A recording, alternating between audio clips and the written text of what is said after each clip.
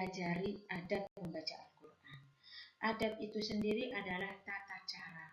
Tata cara dalam membaca Al-Quran dan tata cara dalam kita berdoa. Di dalam ajaran Islam, semuanya ada adabnya.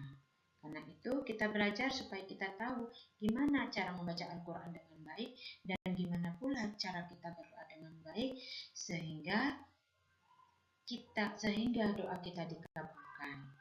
Dengan belajar ini diharapkan dalam kalian membaca Al-Quran bisa dengan membaca dengan baik. Dan setelah kalian belajar adab membaca Al-Quran dan setelah kalian belajar adab berdoa, kalian dapat menerapkannya dalam kehidupan kalian sehari-hari setelah kalian mengetahui beberapa adab yang akan dijelaskan pada hari ini. Nah, sebelum kita membahas, coba kalian perhatikan gambar di bawah ini. Pasti kalian sudah tahu bahwa gambar ini menunjukkan gimana orang berdoa.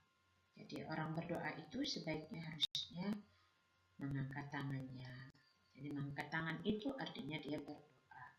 Kemudian perhatikan pula gambar yang sudah Ibu siapkan di sini. Pasti kalian juga sudah bisa menebak gambar apakah ini? Nah, gambar ini menunjukkan tentang seorang anak yang belajar membaca Al-Quran.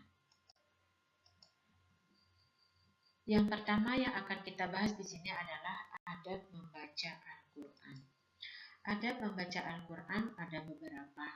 Yang pertama, sebelum kita membaca Al-Quran, terlebih dahulu harusnya kita berwudu. Kenapa kita harus berwudu?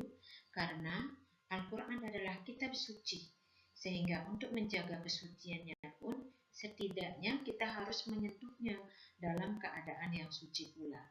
Bersuci dalam Islam adalah dengan berwudu. Sebaiknya ambil wudu terlebih dahulu sebelum menyentuh membaca Al-Quran. Dan yang kedua, membaca perlahan. Perlahan yang dimaksud di sini adalah membaca dengan tartil sehingga kita dapat memahami apa isi yang terkandung di dalam Al-Quran, apa makna kandungan dalam Al-Quran itu. Jadi kita membacanya dengan perlahan, tidak teriak-teriak, tidak keras-keras. Bacaan Al-Quran secara perlahan agar setiap makna yang terkandung di dalamnya dapat dipahami dengan baik. Yang ketiga, membaca dengan khusyuk. Gimana caranya kita bisa membaca dengan khusyuk? Yaitu carilah tempat yang tenang dan jauh dari berbagai gangguan untuk bisa membaca dengan khusyuk. Bacaan yang khusyuk akan lebih meresap ke dalam jiwa sehingga lebih mudah untuk mengamalkannya. Yang keempat, sebelum kita lanjut yang keempat, di sini Ibu sebutkan dasarnya kenapa kita harus membaca dengan khusyuk, yaitu sebagaimana Allah berfirman di dalam Al-Quran surat Muhammad ayat 24 yang bunyinya A'udzubillahi minasyaitonirrajim.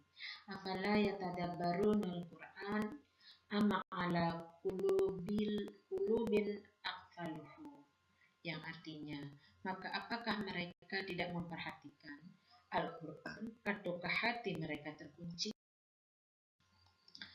Yang keempat, sebelum kita membaca Al-Quran, terlebih dahulu harusnya kita mulai dengan bacaan ta'awuz. Untuk bisa menghindari dari godaan setan. Karena di dalam kita membaca Al-Quran, kadang pikiran-pikiran kita dirasuki oleh setan, sehingga kita diwajibkan di dalam membaca Al-Quran, membaca ta'awuz terlebih dahulu supaya kita terhindar dari godaan setan yang terkutuk sebagaimana firman Allah di dalam Al-Quran, yaitu Quran surat An-Nahl ayat 98 yang bunyinya fa'iza qara'tal Qur'ana fasta'iz billahi minasyaitonirrajim. Yang kelima adalah membaca dengan indah. Membaca Al-Quran alangkah lebih baik jika dibaca dengan nada yang indah dan enak didengar. Lantunan ayat suci Al-Quran tentu akan terasa lebih sejuk jika kita ucapkan dengan nada yang indah. Indah yang dimaksud di sini adalah bacaan mahraj lafaz yang benar, tajwidnya yang benar, wakafnya yang benar, sehingga orang yang mendengarkan kita mengaji pun enak mendengarnya. Yang keenam, menghadap kiblat. Sebagaimana ibadah yang lainnya seperti sholat dan berwudu, maka dalam membaca Al-Quran pun dianjurkan untuk menghadap kiblat. Sebagaimana Rasulullah Shallallahu Alaihi Wasallam bersabda yang diriwayatkan oleh sahabat Ibnu Abbas, yang artinya sebaik-baik majelis adalah yang menghadap kiblat. Yang ketujuh, berhenti ketika sudah mengantuk. Jangan memaksakan diri kita untuk membaca Al-Quran hingga panjang. Jika sudah mengantuk, maka sebaiknya berhenti membaca dan istirahatlah. Jika terus dilanjutkan, maka ditakutkan bacaan Al-Quran justru banyak yang salah. Karena banyak yang salah, bukan kita mendapatkan pahala, tetapi dosa yang kita dapatkan. Oleh karena itu, kalau kita dalam keadaan mengantuk, lebih baik kita tidak membaca dulu Al-Quran. Nah, selanjutnya, setelah kita memahami beberapa adab membaca Al-Quran, kita lanjut dengan yang kedua, yaitu adab berdoa. Adab berdoa. Coba kalian perhatikan apa yang sudah Ibu tampilkan. Ada 10 adab berdoa. Berdoa kepada Allah dalam keadaan yakin akan dikabulkan, dan ketahuilah bahwa Allah tidak mengabulkan doa dari hati yang lalai.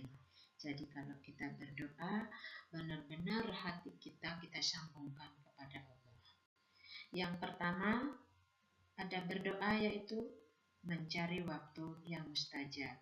Mencari waktu yang mustajab karena ada doa-doa yang waktu-waktu yang dikabulkan dalam berdoa. Yang kedua, menghadap kiblat dan mengangkat tangan. Dalam kita berdoa harusnya kita menghadap kiblat dan juga mengangkat tangan kita. Mengangkat tangan kita itu artinya kita meminta kepada Allah. Yang ketiga, menyanjung dan memuji Allah. Sebelum kita meminta sesuatu, harusnya terlebih dahulu kita memuji dengan kalimat-kalimat thayyibah, kalimat-kalimat yang disukai oleh Allah, memujinya. Sebelum kita berdoa, terlebih dahulu kita memuji Allah dengan kalimat thayyibah, baru kita meminta kepada Allah. Karena doa itu sendiri artinya adalah memohon atau meminta. Kemudian yang keempat, berselawat kepada Nabi Muhammad Sallallahu Alaihi Wasallam. Yang kelima, mengatur volume suara agar tidak terlalu keras, tetapi juga tidak terlalu rendah. Jadi di dalam berdoa itu, suara kita itu lembut, tidak keras, teriak-teriak, karena Allah Maha mendengar apa yang kita minta. Dan juga tidak boleh terlalu rendah. Jadi suaranya pelan dan lembut. Yang keenam, tidak berlebihan dalam menggunakan kata-kata saat berdoa. Karena Allah tidak menyukai orang yang berlebihan. Dan yang ketujuh, khusyuk, merendahkan hati dan penuh harap.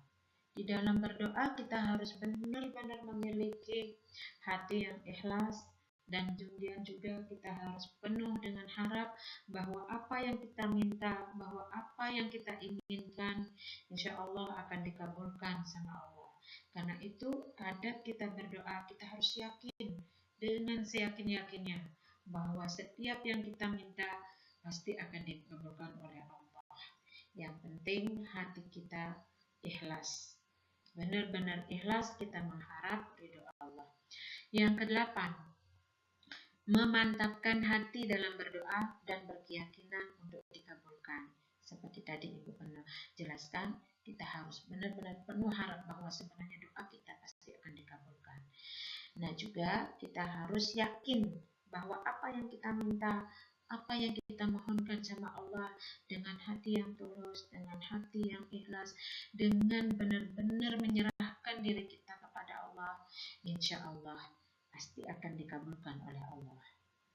Kemudian yang 9, adat berdoa yang 9 adalah mengulang-ulang doa kita. Rasul juga bersabda bahwa kita disuruh berdoa itu mengulang-ulang sampai 3 kali. Kemudian yang ke-10, memperbanyak taubat dan memohon ampun kepada Allah. Jadi bertaubat dan memohon ampun kepada Allah. Jadi kita tinggalkan perbuatan maksiat, kemudian kita berbuat yang baik-baik, insya Allah doa kita pasti dikabulkan. Sebagaimana firman Allah di dalam Al-Quran yang bunyinya, Ud'uni astajib lakum. Berdoalah kamu, niscaya akan aku kabulkan. Itu kata Allah di dalam Al-Quran. Nah, ini aja yang bisa Ibu sampaikan. Mudah-mudahan kalian paham, dan kalau kalian tidak paham, silahkan kalian bisa bertanya. Untuk pelajaran hari ini, Ibu akhiri dengan kita sama-sama membaca doa kepada masjid. Subhanakallahumma wa bihamdika astaghfiruka wa atubu ilaih. Ibu tutup dengan Assalamualaikum warahmatullahi wabarakatuh. Terima kasih kalian sudah memperhatikan.